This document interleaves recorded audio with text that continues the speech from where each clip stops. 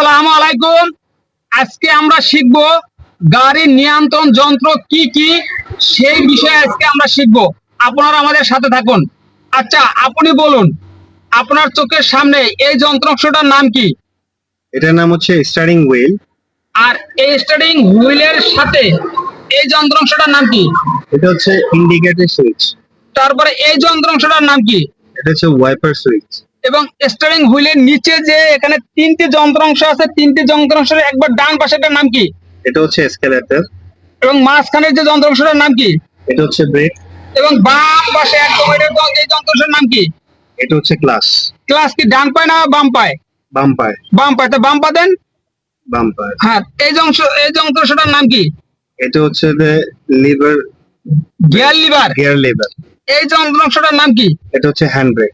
Hand brake. প্রিয় দর্শক, গাড়ির নিয়ন্ত্রণ যন্ত্রাংশের নামগুলো আমরা জানলাম। আপনাদের কাছে ভালো লাগলে অবশ্যই লাইক দেবেন, শেয়ার করবেন, কমেন্ট করবেন। সবাইকে অসংখ্য ধন্যবাদ।